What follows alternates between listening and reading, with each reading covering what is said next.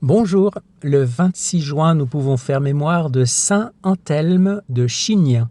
Saint Anthelme de Chignien appartient à cette lignée de saints que Dieu arrache peu à peu aux grandeurs visibles pour les conduire vers une autorité plus pure. Né dans une famille noble de Savoie, appelé d'abord à une vie honorable dans l'Église et dans le monde, il aurait pu rester un homme respecté, cultivé, installé dans une position confortable. Mais le Christ le voulait ailleurs, dans la solitude de la Chartreuse, dans le silence rude des montagnes, et puis contre son propre attrait, au cœur des responsabilités épiscopales et des conflits de son temps. Il naquit vers 1107 au château de Chignien, près de Chambéry. Le paysage qui l'entourait portait déjà quelque chose de sa vocation future. Les hauteurs savoyardes, les vallées, les passages entre la France, l'Italie et l'Empire, tout un monde de puissance féodale, de monastères isolés et d'églises en réforme. Anthelme reçut une formation ecclésiastique et devint prêtre. Il occupa des fonctions honorables, notamment auprès de l'église de Belley, mais sa première jeunesse sacerdotale ne fut pas immédiatement celle d'un ascète retiré du monde. Il connut l'attrait d'une vie plus brillante, plus mondaine, telle qu'elle pouvait séduire un homme de naissance noble dans le XIIe siècle. La grâce vint le rejoindre en profondeur lorsqu'il visita la Chartreuse de Portes, dans le Bugey. Là, au contact des fils de Saint Bruno, quelque chose se dénoua en lui. Il découvrit une forme de vie qui répondait à son désir le plus vrai, la solitude avec Dieu, la pauvreté, le silence, la prière, la liturgie cachée, le combat contre soi-même loin du bruit des cours et des ambitions. Après avoir distribué ses biens aux pauvres, il entra chez les Chartreux vers 1137. Il venait de quitter les sécurités humaines pour la cellule, la règle et la montagne. Très vite, ses qualités furent reconnues. La grande Chartreuse, maison mère de l'ordre, avait été durement éprouvée par une catastrophe naturelle. Anthelme y fut envoyé pour contribuer à sa reconstruction. Ce moine, qui cherchait le retrait, se révéla homme d'organisation, de gouvernement et de paix. Il fut élu 7e prieur de la Grande Chartreuse en 1139. Sous son impulsion, les bâtiments furent relevés, la vie régulière consolidée, la discipline restaurée et l'ordre chartreux reçut une structure plus ferme. En convoquant le premier chapitre général, il contribua puissamment à donner à cette famille monastique son unité, sans trahir son esprit de solitude. Ce point est important. Anthelme ne fut pas un administrateur venu assouplir l'austérité primitive. Il fut un réformateur parce qu'il voulait protéger l'âme même de la Chartreuse. Il comprenait que le silence a besoin d'un cadre, que la solitude a besoin d'une règle, que la ferveur des commencements doit être gardée par des institutions sages. Il développa aussi la branche féminine de la famille chartreuse, ouvrant à des femmes désireuses de vie érémitique un chemin accordé à cet esprit de silence, de pauvreté, de solitude et de prière. Mais Anthelme ne s'attacha jamais au pouvoir, même religieux. Lorsqu'un conflit éclata à propos de moines qu'il avait dû reprendre avec fermeté, ceux-ci firent appel au pape. Mal compris d'abord, Anthelme vit son autorité contestée. Il ne se défendit pas en homme blessé dans son amour-propre. Pour que la paix demeure, il quitta sa charge et rentra joyeusement dans le rang, heureux de redevenir simple moine. Chez lui, l'obéissance n'était pas une tactique, elle était un acte de foi. Il pouvait gouverner avec vigueur, mais il savait aussi s'effacer sans amertume. Cette joie du dépouillement révèle beaucoup de son âme. Il avait reconstruit la Grande Chartreuse, consolidé l'ordre, exerçait une autorité reconnue. Et puis, lorsqu'on lui demanda de descendre, il descendit. Il ne confondait pas la volonté de Dieu avec le maintien de sa propre place. Il avait compris que le vrai chartreux ne possède rien, pas même l'œuvre qu'il a servie. La charge reçue de Dieu se porte ainsi avec fidélité. Elle se quitte avec liberté. Cette paix ne dura pas longtemps. Mieux informé, le pape reconnut la droiture d'Anthelme, Mais au lieu de lui laisser la solitude qu'il désirait tant, il l'appela à une responsabilité plus lourde encore, l'évêché de Belley. En 1163, Anthelme dut accepter cette charge. Lui qui aimait l'ombre de la Chartreuse fut placé sur le chandelier au milieu d'un petit diocèse traversé par les tensions de l'époque. Il aurait bien préféré la cellule, mais Dieu lui donnait un peuple à gouverner. Comme évêque, il se montra pasteur ferme, pauvre, zélé et intrépide. Il entreprit de corriger les mœurs du clergé, de rappeler les nobles à leurs devoirs, de défendre les faibles et les opprimés. Son autorité n'était pas celle d'un prélat mondain, mais celle d'un moine devenu père. Il avait appris dans la solitude que Dieu seul suffit, et c'est pourquoi il pouvait parler librement aux puissants. Il ne cherchait ni leur faveur ni leur haine, il cherchait simplement la justice, la vérité et le salut des âmes. Le XIIe siècle était un temps de conflits violents entre l'Église et les pouvoirs temporels. L'empereur Frédéric Barberousse soutenait l'antipape Victor IV contre le pape légitime Alexandre III. Anthelme prit clairement parti pour l'unité de l'Église et refusa de reconnaître l'antipape imposé par les calculs impériaux. Ce choix lui valut l'opposition du pouvoir.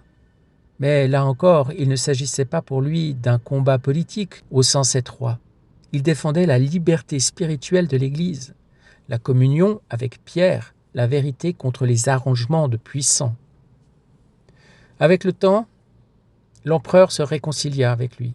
En 1175, il accorda à Anthelme et à ses successeurs une dignité temporelle sur Belley, faisant de l'évêque un prince d'empire. Cette élévation qui aurait pu flatter un homme attaché aux honneurs dut plutôt peser à celui qui avait désiré la paix de la cellule.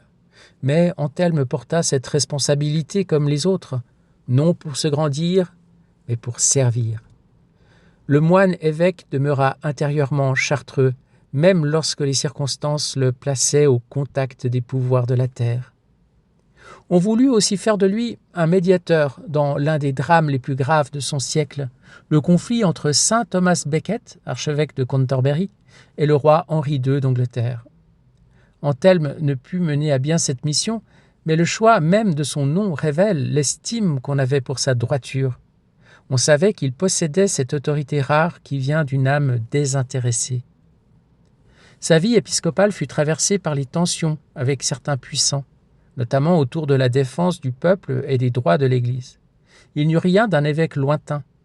Sa fermeté allait vers les abus concrets, les injustices, les mœurs relâchées, les violences des nobles, les faiblesses du clergé. Il savait que la réforme de l'Église ne consiste pas seulement à rédiger de beaux principes, mais à purifier les comportements, à redresser les consciences, à protéger ceux qui n'ont pas de voix. Ce qui frappe chez saint Anthelme, c'est l'unité de vertu apparemment contraire. Il est humble, mais jamais faible. Il aime la paix, mais ne sacrifie pas la vérité. Il désire la solitude, mais il accepte le gouvernement. Il sait se retirer, mais il sait aussi reprendre. Il se réjouit d'être simple moine, mais il ne fuit pas l'épiscopat lorsque l'obéissance l'y appelle. Il possède la force des hommes qui ne cherchent plus rien pour eux-mêmes. Il mourut à Belley le 26 juin 1178. Son peuple garda très vite sa mémoire avec affection. Les reliques du saint furent vénérées et son tombeau devint un lieu de prière. La tradition locale a gardé le souvenir de signes lumineux à sa mort, comme si le ciel voulait manifester la clarté intérieure de celui qui avait préféré la lumière de Dieu aux éclats du monde. Belley le reçut comme son saint patron, et son nom demeure lié à la ville, au diocèse et à la famille chartreuse. Saint Anthelme nous laisse une leçon précieuse. La sainteté n'est pas de choisir soi-même le lieu où l'on servira Dieu, mais de rester libre devant tous les lieux où Dieu nous envoie. Il voulut la solitude et Dieu le fit réformateur. Il voulut redevenir simple moine et Dieu le fit évêque. Il voulut la paix et Dieu le plaça dans des conflits d'église et d'empire. Mais à travers tout cela, il resta le même, un homme de prière, un homme d'obéissance, un homme assez détaché de lui-même pour ne pas se troubler de ce que les hommes pensaient de lui. Sa vie rappelle aussi que la vraie réforme commence dans le silence. Anthelme put relever des bâtiments structurer un ordre, corriger un diocèse, affronter les puissants parce qu'il avait d'abord laissé Dieu régner dans son propre cœur. Ce n'est pas l'agitation qui rend fécond, mais l'union au Christ. Ce n'est pas le désir de dominer qui donne autorité, mais la pureté d'un service offert. Dans un monde où l'on confond souvent responsabilité et affirmation de soi, saint Anthelme montre une autre voie. Il gouverne parce qu'il sait obéir. Il réforme parce qu'il aime. Il reprend parce qu'il prie. Il se retire parce qu'il n'est pas propriétaire de sa mission. Et lorsqu'on le rappelle, il revient, non par goût du pouvoir, mais parce que Dieu le demande. Ainsi demeure la figure de ce Chartreux devenu évêque, un homme de montagne et de cellules envoyé au milieu des hommes. Un bâtisseur de monastères et un gardien des âmes, un défenseur de l'Église et des pauvres, un pasteur ferme dont la force venait du silence. Saint Anthelme de Chignien nous apprend que le reste importe peu si l'on demeure fidèle à l'amour que Dieu demande de vivre et de transmettre. Oui, chez saint Anthelme, le silence n'est jamais stérile. Il devient source d'autorité, de réforme et de fécondité. La cellule chartreuse forme en lui un homme capable ensuite de bâtir, de gouverner, de défendre l'Église et de servir les pauvres parce qu'il ne parle ni n'agit à partir de lui-même, mais d'une vie intérieure déjà livrée à Dieu. Le passage du livre du ciel que nous allons lire maintenant nous conduit plus profond encore dans ce mystère. Là où la divine volonté règne, elle ne reste pas silencieuse, elle parle par sa lumière. Elle agit dans l'acte humain. Elle y rassemble le ciel, les saints, les anges, toute la gloire que Dieu attend de la création. Après saint Anthelme, on peut laisser résonner cette parole comme un élargissement. La vraie réforme commence dans le silence. Mais ce silence, lorsqu'il est habité par le fiat, devient une parole de lumière, un acte vivant où Dieu trouve son repos et sa gloire. Nous sommes au tome 36 du Livre du ciel, à la date du 16 juin 1938. Et Jésus s'adresse ainsi à Louisa. « Ma fille, le soleil de mon vouloir parle toujours. Sa lumière n'arrête jamais de parler. Il parle avec sa chaleur, avec sa fécondité, avec l'empreinte de ses diverses beautés dans l'âme qui vit en lui. De plus, c'est moi qui suis le porteur de sa parole. En m'abaissant jusqu'à l'intelligence humaine, je rends facilement compréhensible la hauteur de la parole de lumière de mon fiat avec des mots plus adaptables. Ainsi, là où ma volonté règne, elle ne peut pas être silencieuse. Elle continue de parler par la lumière ou à travers ma parole. Mais lorsque tu n'es pas attentive, tu ne mâches pas bien, tu ne manges pas, et par conséquent, tu ne digères pas ce que je te dis. Ainsi, en ne mâchant pas, tu oublies et tu dis que je ne t'ai rien dit. Tu dois savoir que tous les âges et toutes les créatures passées et présentes sont enfermées dans chaque parole ou dans chaque acte accompli dans ma volonté. Le passé et le futur n'existent pas pour nous, ni pour celle qui vit dans notre vouloir. Nos vérités renferment tous les âges, tous les temps, et elles sont porteuses de toutes les créatures dans l'acte de celle qui vit dans notre fiat. Ainsi, nous trouvons dans cet acte nous-mêmes et l'amour et la gloire que chaque créature devrait nous donner. Lorsque la créature est sur le point d'opérer et de recevoir l'acte opérant du divin fiat, les cieux s'abaissent en révérence. Ils sont stupéfaits de voir un vouloir divin opérant dans l'acte humain. Tous ressentent qu'ils prennent part à cet acte. Nous trouvons tout dans l'acte accompli par la créature dans notre volonté.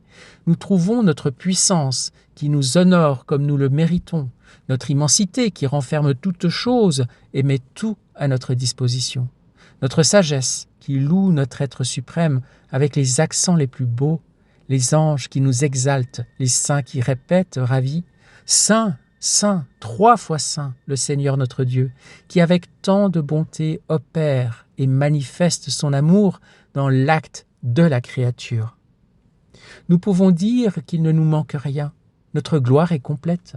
et notre amour trouve son doux repos et l'échange parfait. C'est pourquoi nous soupirons tant après celle qui vivra dans notre vouloir. Il nous semble n'avoir rien fait dans la création parce que l'acte le plus grand que nous puissions accomplir nous manque. Il est de voir notre vie se répéter dans l'acte humain dans lequel nous nous trouvons nous-mêmes, ainsi que tous et toutes choses.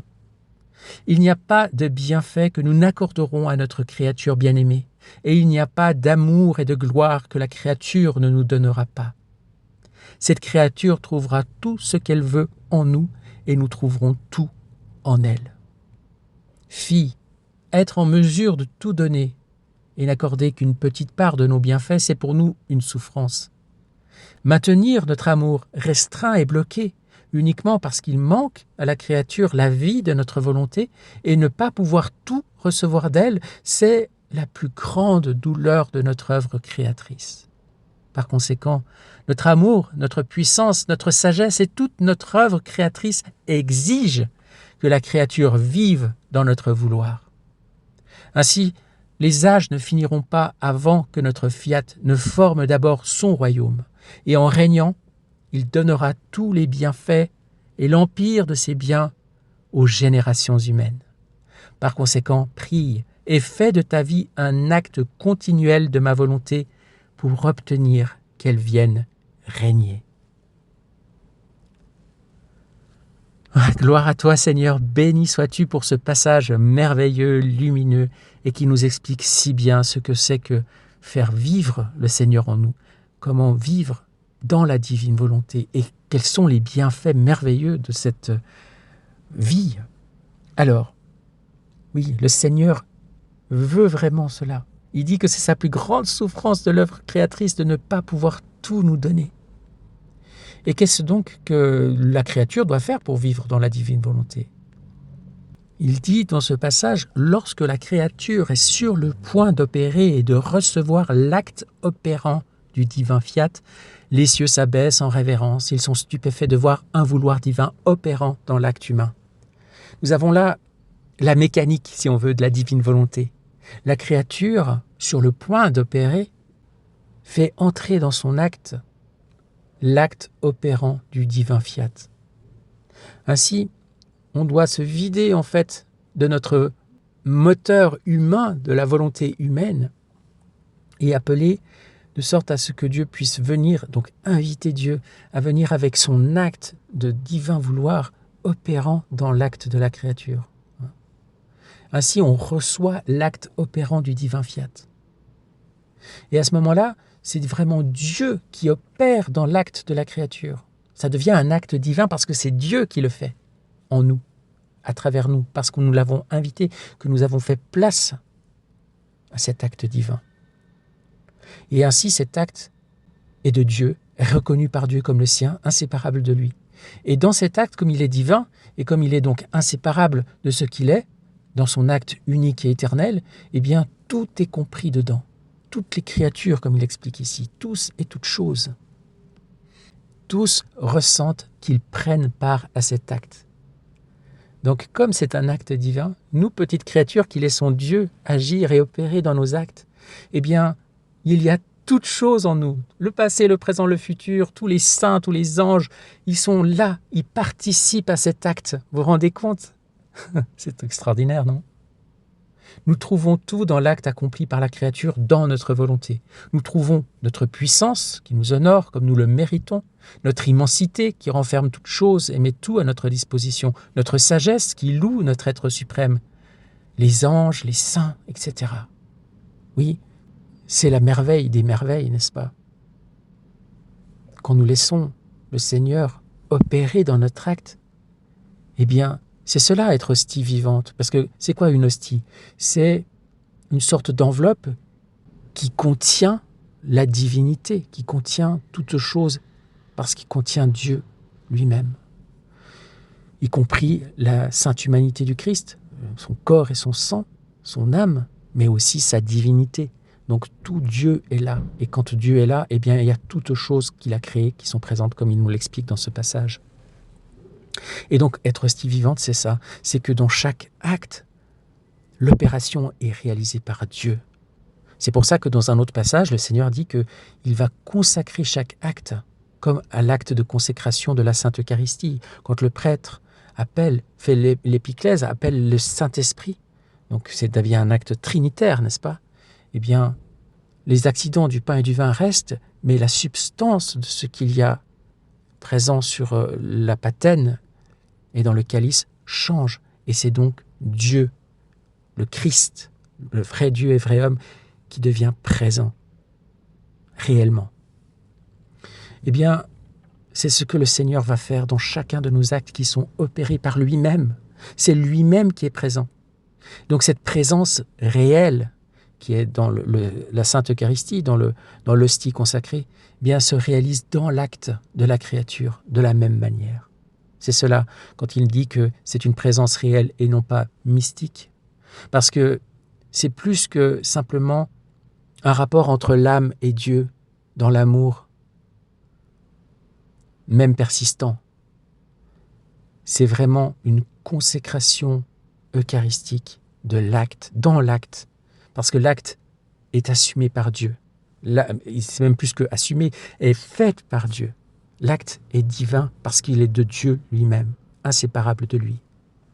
C'est ça qui nous est expliqué en long et en large dans le livre du ciel. Et c'est à cela que nous sommes invités. Et ce n'est pas une petite invitation pour une élite, et c'est vraiment que le Seigneur veut que toutes les créatures humaines vivent cela. Il dit à Louisa, notre amour, notre puissance, notre sagesse et toute notre œuvre créatrice exigent que la créature vive dans notre vouloir. Ainsi, les âges ne finiront pas avant que notre fiat ne forme d'abord son royaume. Et en régnant, il donnera tous les bienfaits et l'empire de ses biens aux générations humaines. Oui, Seigneur, c'est pour ça que nous te demandons, avec ardeur et sans nous lasser, que ton règne vienne, que tu viennes régner sur la terre dans tous les cœurs. Maranatha, nous te appelons Seigneur, nous te voulons et nous désirons pouvoir te laisser vivre en nous, de sorte que tous nos actes soient réalisés, opérés par toi-même, par ton divin fiat. Nous te le demandons, Seigneur, en ce jour. Et en nous fusionnant en toi, nous voulons récapituler et faire nôtre tous les actes de saint Anthelme, de Chignien, depuis le premier battement de son cœur jusqu'à son dernier souffle, et tout déposer, tout plonger, tout immerger dans le grand bain de lumière de ta divine volonté, Seigneur. Et avec toi, par toi et en toi, nous voulons tout réordonner dans l'ordre divin, apposer le sceau de ta divine volonté sur chacun de ces actes, et t'offrir le tout avec notre amour plongé dans ton amour, au nom de tous et pour tous, afin de te louer, te bénir, t'adorer, te glorifier et te rendre grâce. Oui, Seigneur, sois béni, infiniment béni. Et nous te demandons la grâce, Seigneur, de vivre à chaque instant du jour dans ta divine volonté. Viens opérer dans nos actes, Seigneur, afin que tu puisses y reconnaître tes propres actes inséparables de toi, des actes qui contiennent toute ta puissance, ta sagesse, ton amour et toutes choses, avec les saints et les anges qui disent « Saint, Saint, Saint, soit le Seigneur Tout-Puissant qui agit et qui nous fait participer à son acte. » Oui, Seigneur, c'est ce que nous te demandons aujourd'hui. Donne-nous la grâce de la souvenance, donne-nous la grâce de rester unis, inséparables à toi-même, et que ton règne vienne sur la terre comme au ciel. Maranatha.